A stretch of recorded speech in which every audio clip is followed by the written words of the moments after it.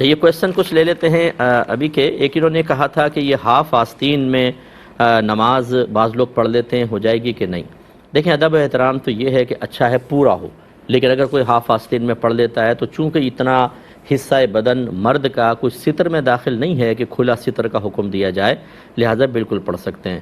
اور خاص طور پہ جیسے بچے اسکولز میں ہوتے ہیں، وہاں پہ یونیفارم ہوتا ہے بعض اوقات ہاف سلیوز کا، یا جیسے نیوی کے ہمارے جوان ہوتے ہیں ان کا یونیفارم ایسا ہوتا ہے، تو اس میں تو بالکل کراہت نہیں ہے، کیونکہ مسئلہ ہے یونیفارم کا. عام حالات میں بھی بچے اگر مسجد جاتے ہیں تو ان کو یہ ادب سکھائیں کہ اپنے آپ کو پورا کورڈ کر کے جائیں، بہت اچھی بات ہے. لیکن گھر میں جیسے بعض وقت بچے ہاف سلیوز میں پڑھ رہے ہوں تو پیار محبت سے آپ سمجھا سکتے ہیں، نہ مانے تو آپ پڑھنے دیں، نماز ہو جائے گی. اسی طرح ٹوپی کے بغیر، ٹوپی پہن کے نماز پڑھنا کوئی فرض یا واجب نہیں ہے.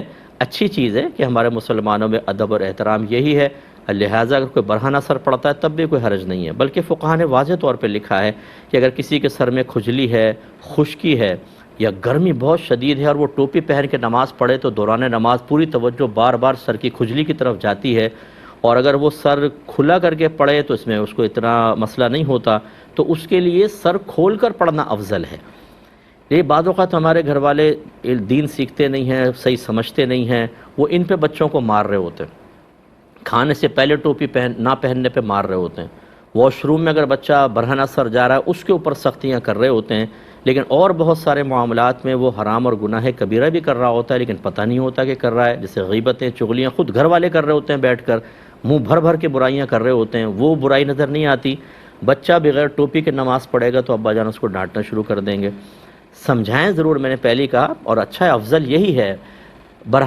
سر ڈھک کر ہی کھانا کھانا چاہیے، سر ڈھک کر ہی واش روم میں جائیں، سر ڈھک کر ہی نماز پڑھیں. اس کے ادب ہونے میں کوئی شک نہیں ہے.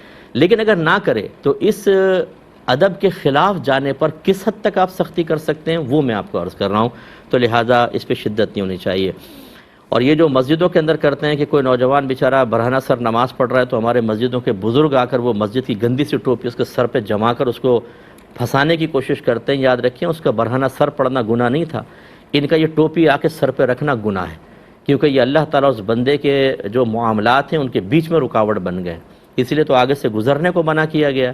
اور یہ جا کے ٹوپیاں سر پہ رکھ رہے ہیں یہ سمجھ کے کہ شاید یہ بہت بڑا کوئی نیکی کا کام ہے. یہ گناہ کا کام ہے، آپ گناہ کر رہے ہیں، اس کی نماز میں مخل ہو رہے ہیں.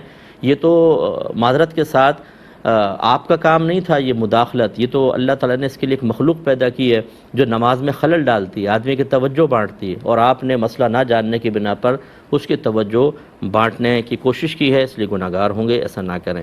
اور یہ کہتے ہیں کہ بعض اوقات انسان کوئی کپڑا ناپاک ہوتا ہے اسے پاک کر لیتا ہے، لیکن ابھی گیلا ہی ہوتا ہے، وہ نہا لیتا ہے، گیلا ہوتا ہے، اس کو پہن کے نماز پڑھ لیتا ہے، تو نماز ہو جائے گی کہ نہیں؟ دیکھیں، جب آپ نے شرعی طریقے سے کسی کپڑے کو پاک کر لیا تو بس وہ پاک ہو گیا. اب اس کے گیلا پن مکمل ختم ہونے کا انتظار کرنا کوئی لازم نہیں ہوتا، آپ اسے پہن کے نماز پڑھ سکتے ہیں.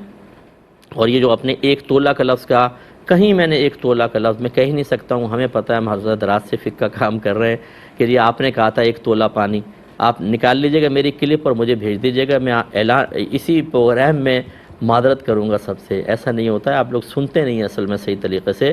شریعت نے کپڑے پاک کرنے کے لیے، وضو کے لیے، غسل کے لیے پانی کی کوئی مقدار مقرر نہیں کی ہے، یاد رکھیں.